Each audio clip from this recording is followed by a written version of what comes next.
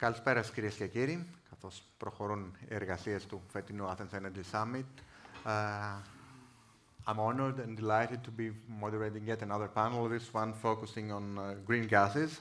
The title of the panel is Placing Green Gases in the Market, Commercialization of Hydrogen, Biomethane and BioLNG.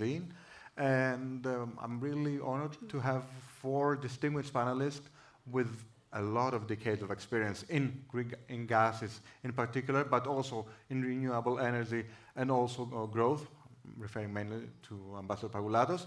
And for the next 30 minutes, we'll be discussing those really hot topics that are extremely relevant in today's time frame. So I would like to welcome aboard Ambassador Pagoulatos, who is at the permanent delegation of Greece to the OECD. Mr. Pagoulatos, welcome. Mrs. Eleni Bairami, who is the Managing Director of EcoElas. Mr. Dimitrios Apostolos Triantafyllopoulos, who is the CEO of Hellenic Hydrogen. And last but not least, Ulrich Laumanns, who is the Product Manager for GIZ from Germany. So, given the fact that time is of the essence, I'll start with Ambassador Pagoulatos. So, we're discussing energy transition. And we've been discussing energy transition all day long, and it definitely is the buzzword. But from your point of view, are we still on this focus, or are we shifting more about energy security these days? And where do, to keep it on track with the panel, where do the green gases such as hydrogen and biomethane actually fit in the global energy picture at this time? Thank you very much. I will ask for the audience's forbearance because I can claim to be an expert in a few things. Green gases is not one of them, but I will try to convey the know-how of the OECD and the International Energy Agency on the issue. Now, the framing is evolving, and I think this is a very well-placed question. We are moving from a definition of energy transition as such to a broadening of the definition through the lens of energy security, system resilience, diversification.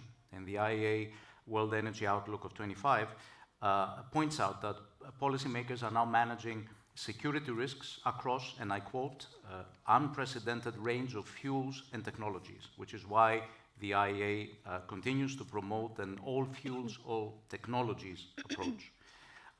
The OECD on its side stresses the importance of robust, adaptive policy frameworks as technology scale and markets shift. And this is a perspective that explains why renewables are growing rapidly, and yet countries are simultaneously investing in flexibility, in interconnections, and reliable molecules to keep the systems stable. Even by 2050, the IEA shows that liquid and gaseous fuels will still supply 40 to 50% of global final energy demand. Now, maintaining and repurposing gas infrastructure, for example, is seen not as a contradiction to decarbonization in this sense, but as a stabilizing factor, especially in periods of high volatility. And this is exactly where green gases enter the picture. Not only viewed as environmental solutions, they are strategic assets that reduce import dependence, that mitigate price shocks, and enhance domestic energy sovereignty. Take hydrogen, for example. According to the IEA's Global Hydrogen Review of 25, low-emissions hydrogen is accelerating fast with more than 200 committed investments since 2020. If these are realized, global supply could increase fivefold, 5 times, by 2030.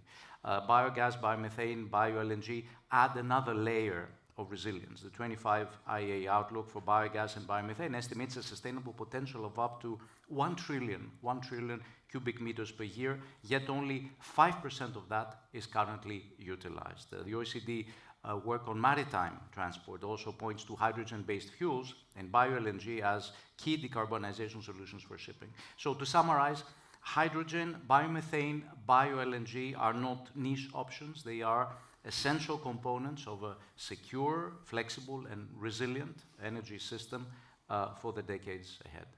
So thank you very much for setting the stage, for summarizing what's at stake here and how we've evolved. And if I may add, I did hear an expert speaking.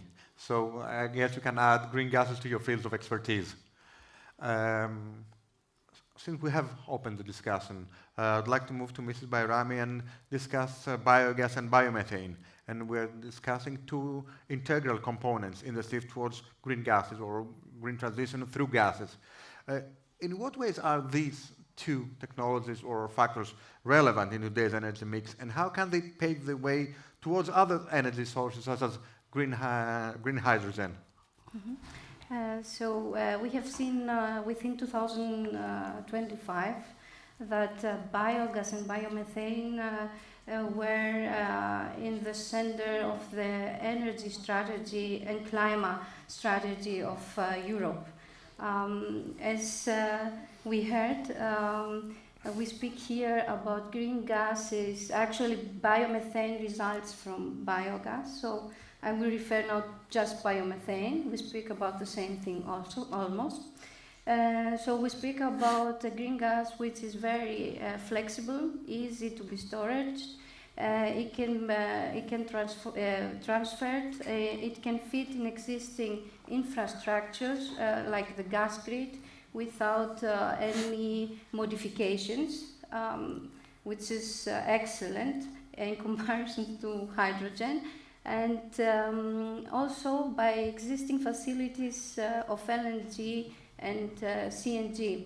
Furthermore, biogas, biomethane is available when the other renewable energy sources are not working due to weather conditions or whatever, and it can be used by demand from the grids, either electricity network or gas grid. Going further, we all know that we speak here about a green gas, which is the epitome of circular economy. It results from waste, such as sludges, manure, organic byproducts. The immediate result is that we reduce the carbon, the greenhouse gases emissions, and we can go even to negative footprint, CO2 footprint, such as example, plants with manure can go up to minus 200% reduction of emissions. So we speak about a green gas, which is the green gas of today, because we have already a lot of biogas plants and biomethane plants in Europe, and we have also a lot under development also here in Greece. Yes, it's a very flexible renewable energy source, which can be adapted immediately into the needs of the and which also can act as a transition fuel for hydrogen. How does it go? Yes, of course, the biomethane opened the doors, let's say, because we have a lot of experience gained all over Europe through all these years of biomethane plants. We have a lot of good technical operation teams already existing. We have gained experience by the injection into the grid, quality standards for monitoring. And also, don't forget that we have all these certifications of origins. It's all because of biomethane. So biomethane opened the door in order to go to hydrogen.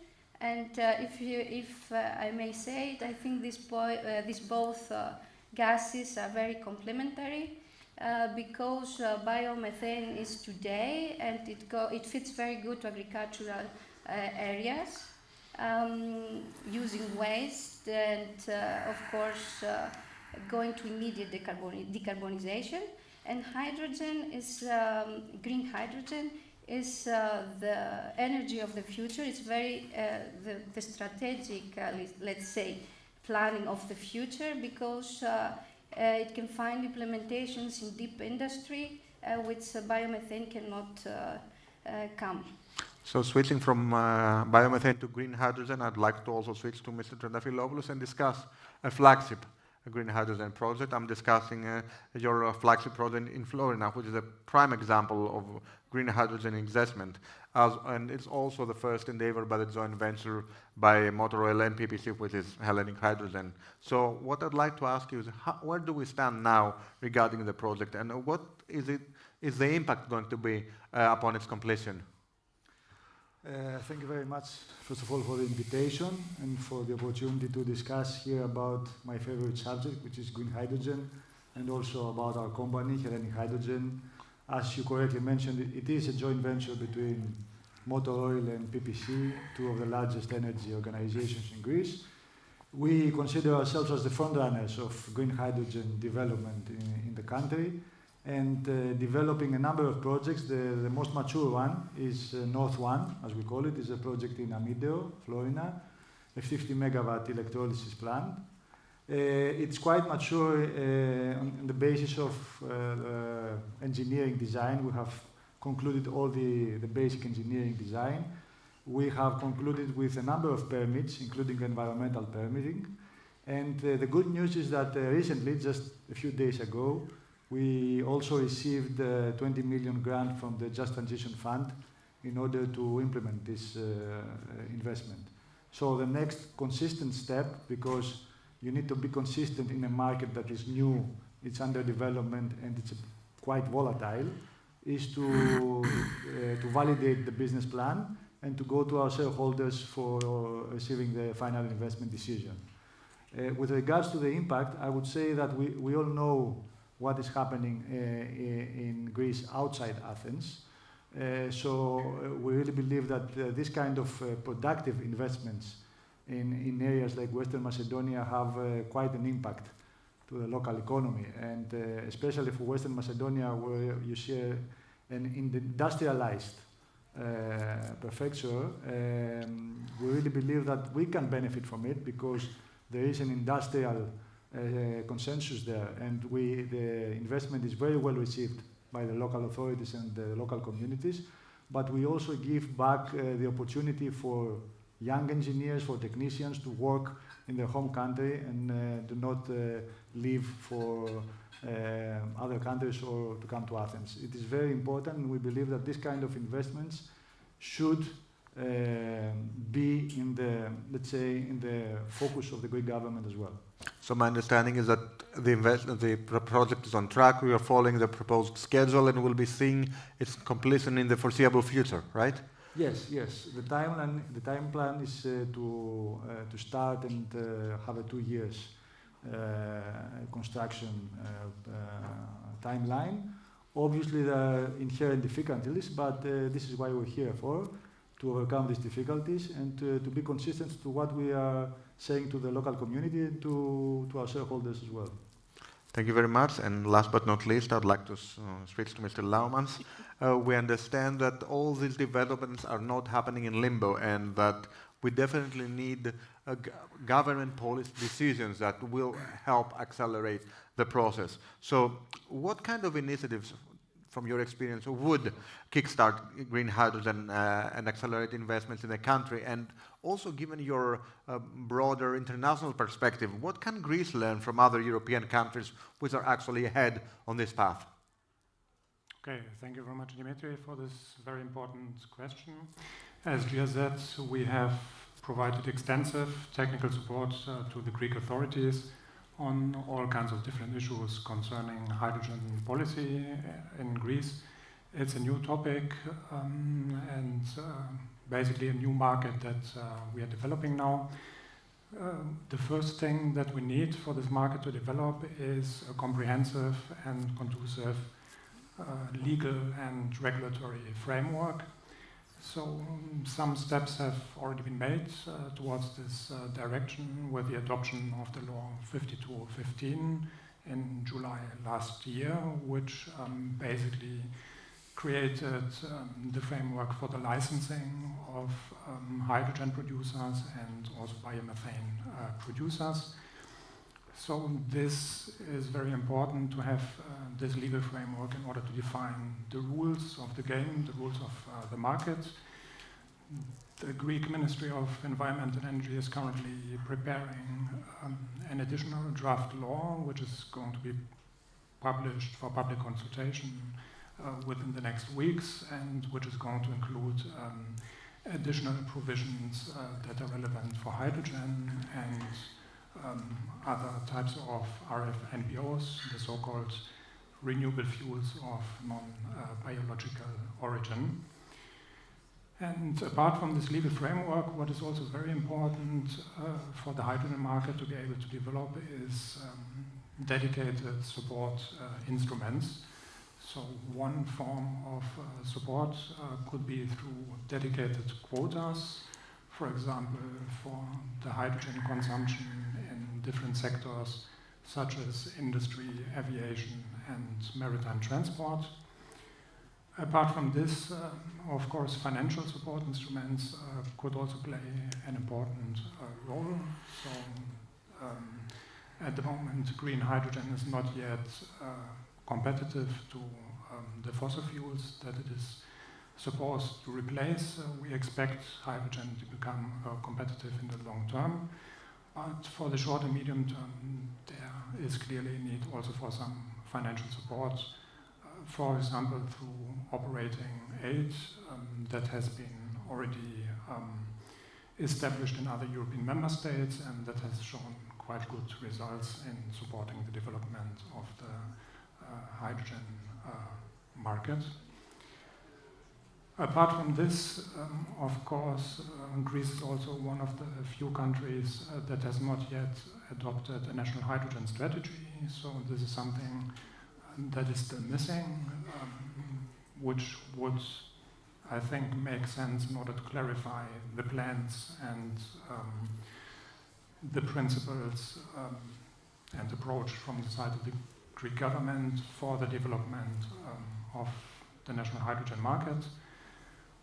On the other hand, as has already been mentioned, the updated National Energy and Climate Plan of December 2024 for the first time included some dedicated targets and also measures for the development of the national hydrogen market.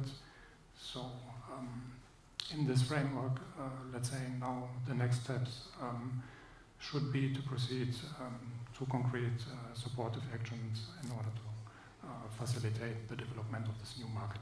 So I understand that government support is crucial, and that especially at this stage, but provided it does take place, we'll see the market definitely accelerating. And I'd like to switch back to Ambassador Pagoulatos. So we heard your expert point of view, but what about the OECD? With your OECD hat on, what do you think about green gases? Are they good for business, and how can we move faster to their commercialization?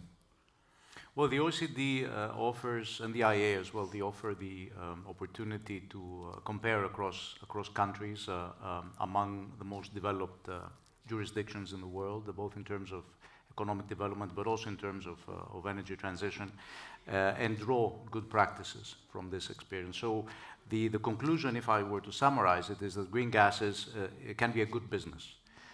By stimulating new industrial value chains, by attracting clean tech investments, by reducing exposure to volatile fossil fuel markets. According to the OECD, hydrogen, especially green hydrogen, is a breakthrough near zero emissions technology for heavy industry, has the potential to play a central role in deep decarbonization of hard to abate sectors, such as iron and steel, alongside carbon capture, utilization and storage, and electrification.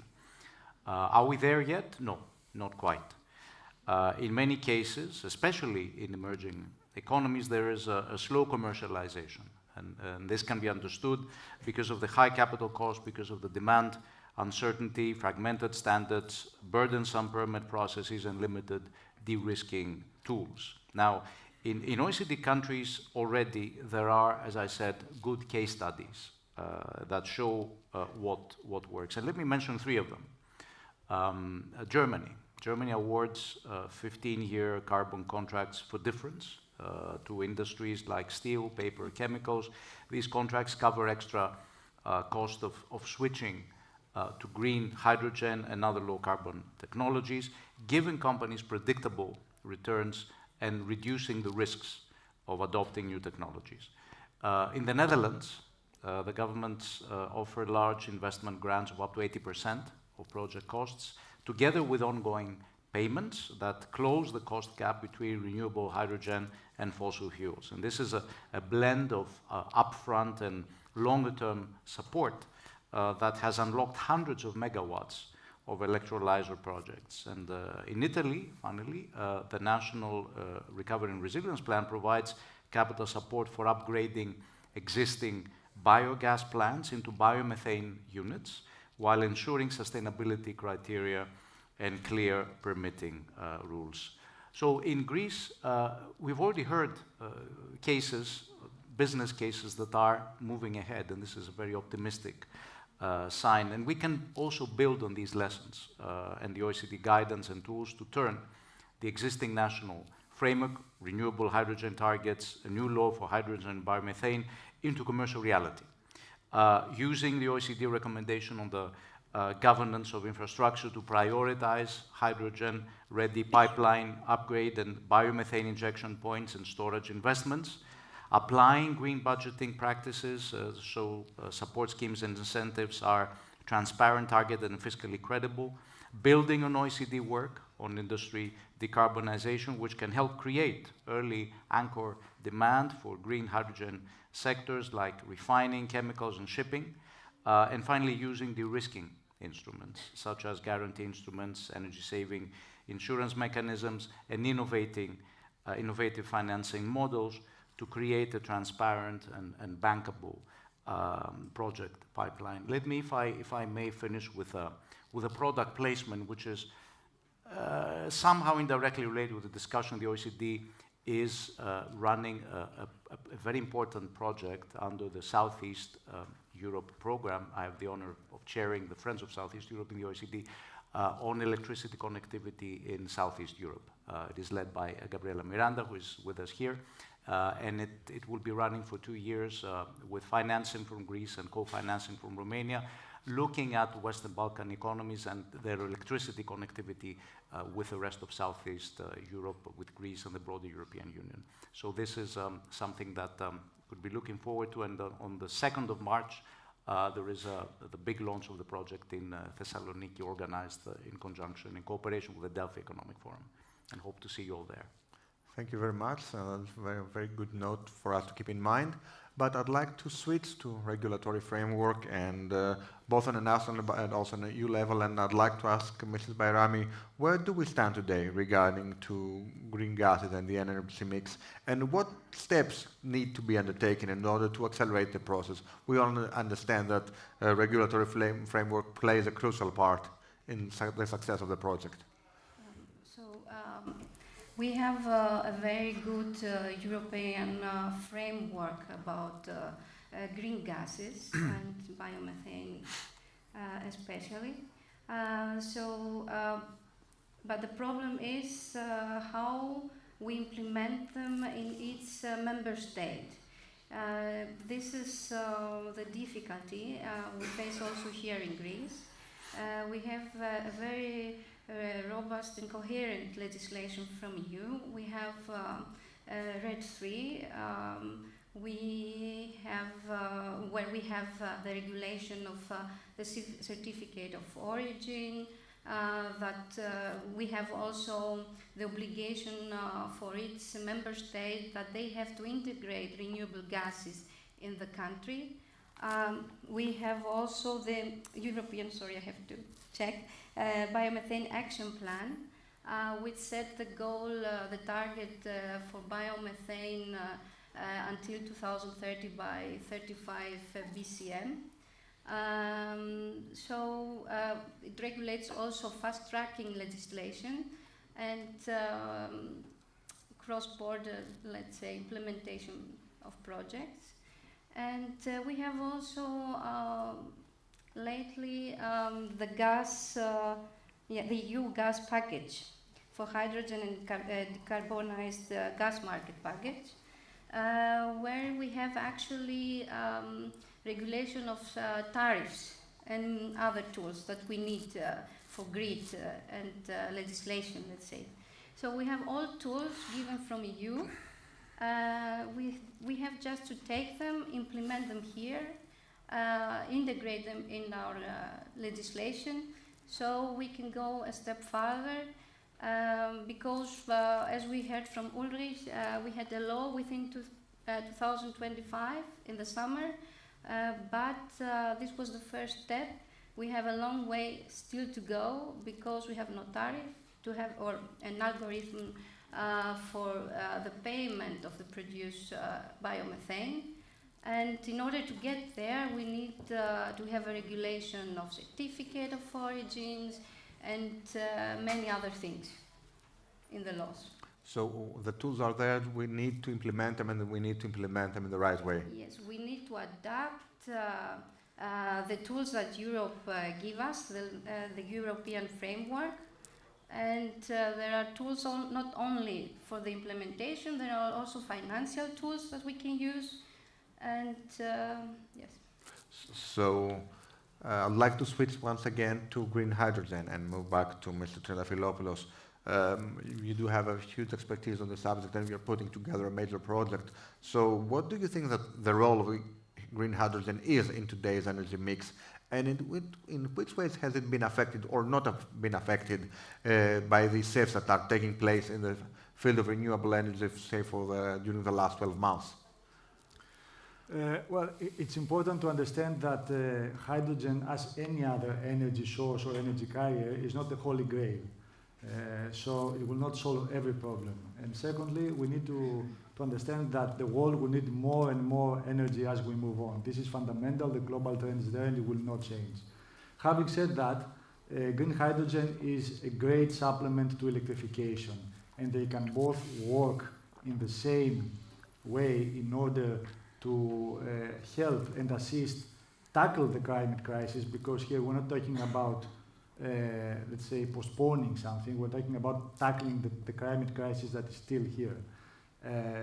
What I would like to say is that green hydrogen first will help decarbonize the hard-to-abate sectors, the sectors that cannot be decarbonized by electrification, such as the steel industry, the fertilizer industry, and of course the refineries. Second stage, it will help decarbonize shipping and aviation through e-fuels. Green hydrogen is the basic, let's say, fundamental element of producing e-fuels such as e-methanol and e-ammonia and sustainable aviation fuel. So again, a big portion of the consumers of fossil fuels and the emitters will be decarbonized partly and gradually by green hydrogen derivatives. And of course, after 7 to 10 years, we project that we also have decarbonization of the mobility sector in terms of heavy trucks, but also commercial vehicles. We have great examples that the commercial vehicles and the companies are starting to think about hydrogen in a more, let's say, business way. BMW has announced that in 2028 it will launch its product X5 with hydrogen fuel cells in mass production, which is going to be the first modern mass production in Europe with hydrogen fuel cells. So all this create a situation where we need to see it as a supplemental tool and not as something that we will change everything. Having said that, we need to be conscious of the fact that it is a new business, it is a new, let's say, strategic concept, and it's closely related to very volatile markets such as the electricity market and the natural gas market.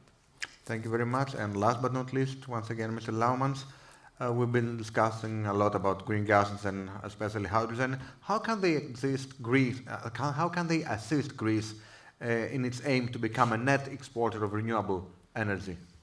Okay, thanks for the question. As everybody knows, the potential for renewable energy in Greece is much higher than the national demand. So naturally, there's a potential also for Greece to export part of this renewable energy potential. This can be either in the form of electricity or in the form of other energy carriers like hydrogen, for example. Electricity is not a solution for all applications, for all sectors, so definitely in the long term you will also need hydrogen and fuels produced from hydrogen to fully decarbonize European economies. In the context of the H2 Greece project, last year we have developed a potential analysis for the production of green hydrogen in Greece. And this analysis has shown that Greece could produce up to 274 terawatt hours of green hydrogen. Of course, some of this will need to be used also for domestic consumption. The NSCP projects about 20 terawatt hours until 2050. But realistically, I think something in the range of 100 terawatt hours could be available for exports from Greece to other countries. Just in order to compare this size for Germany, the total demand for 2050 is projected at 700 terawatt hours of green hydrogen. So definitely the market is going to be there. And I think also another opportunity is the applications for the projects of common interest, the PCI projects, that Greece has submitted to the European Union and all of which have been approved. So we have also the possibility of European funding for hydrogen interconnectors, either through the Balkans, the Southeast corridor, or through the South H2 corridor through Italy. And I think this is an opportunity that should not be lost, and it would provide an opportunity also for Greece to participate in the emerging European hydrogen market. So with that note, I would like to thank you very much for participating in a very insightful discussion, and hopefully when we have this discussion once again next year, we'll see green gases having an even larger share in the energy mix. Thank you very much. Thank you.